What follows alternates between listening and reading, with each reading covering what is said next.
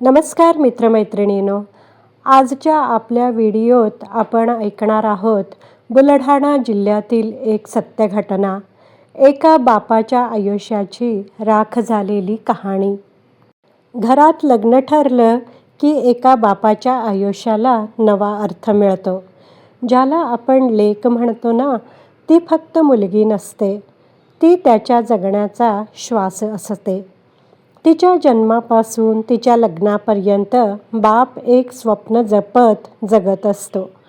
ती पहिल्यांदा शाळेत गेली, पहिल्यांदा साडी नेसली, पहिल्यांदा बाबा म्हणून गळ्यात पडली.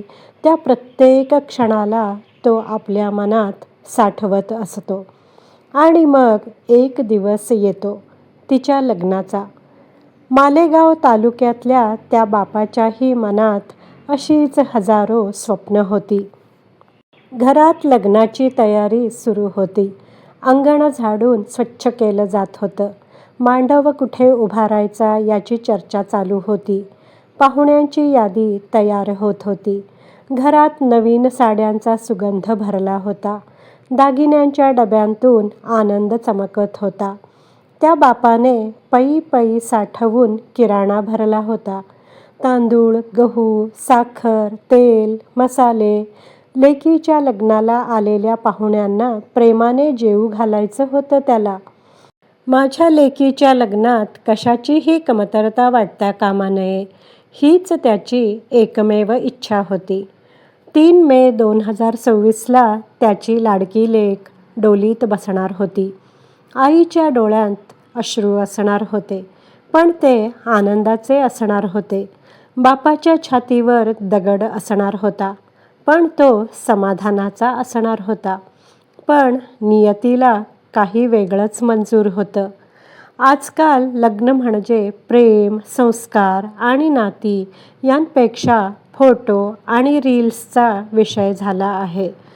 कोणाचं प्री वेडिंग शूट डोंगरावर, कोणाचं धबधब्यात, तर कोणाचं जंगलात. सोशल मीडियावर लाईक्स मिळवण्याच्या नादात आपण आयुष्याची किंमत विसरून चाललो आहोत. त्या दिवशीही तसंच झालं. रणरणतं ऊन होतं. तापमान 43 अंश इतकं होतं. निसर्ग सुंदर दिसत होता, पण मृत्यू दबा धरून बसला होता. AC गाडीतून उतरून उन्हात शूटिंग सुरू झालं. हसणं, पोज देणं, व्हिडिओ, कॅमेरे सगळं सुरू होतं.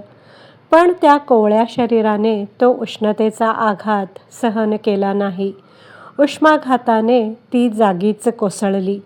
जिच्या हातावर मेहंदी रंगायची होती त्या हाताला सलाईन लागलं. जिच्या कपाळावर कुंकू लागणार होतं तिच्या चेहऱ्यावर ऑक्सिजन मास्क आला. जिच्या ओठांवर लग्नगीत असायला हवं होतं तेथे वेदनेचा निःशब्द थरकाप होता. काही दिवस तिने मृत्यूशी झुंज दिली. आई देवाला हात जोडत होती. बाप हॉस्पिटलच्या भिंतीला टेकून रडत होता.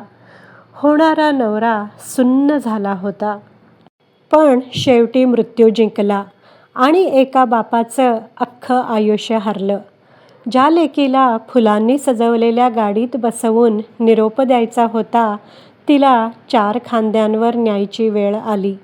याहून मोठं दुःख या जगात असू शकतं का?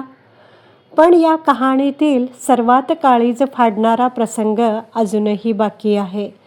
ज्या किराण्याच्या पोत्यांवर त्या बापाने प्रेमाने हात फिरवला होता, हे माझ्या लेकीच्या लग्नासाठी असं म्हणून जपून ठेवलं होतं, तोच किराणा तिच्या 13व्यासाठी वापरावा लागला. ज्या ताटात लग्नाची अक्षता पडायला हवी होती, त्याच ताटात आज लोक अश्रू ढाळत बसले होते. घरात सनईऐवजी रडण्याचे आवाज घुमत होते. लग्नगीतांच्या जागी शोकसभा भरली होती.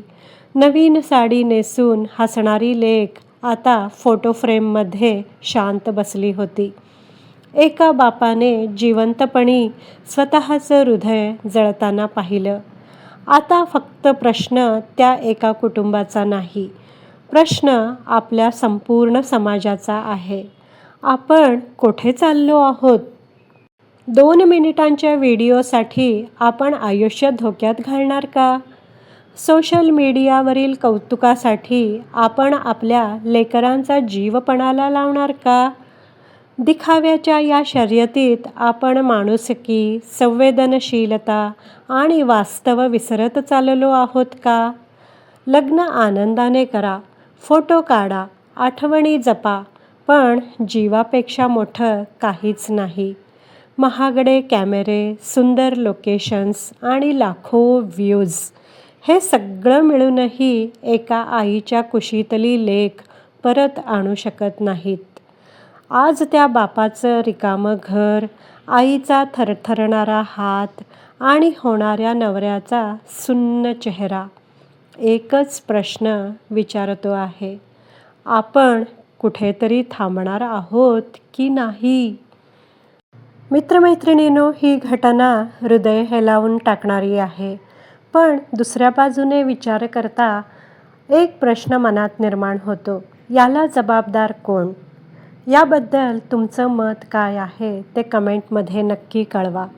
व्हिडिओ आवडला असल्यास लाईक करा, शेअर करा, कॉमेंट करा. माझ्या चॅनलला सबस्क्राईब करायला विसरू नका. व्हिडिओ पाहिल्याबद्दल धन्यवाद.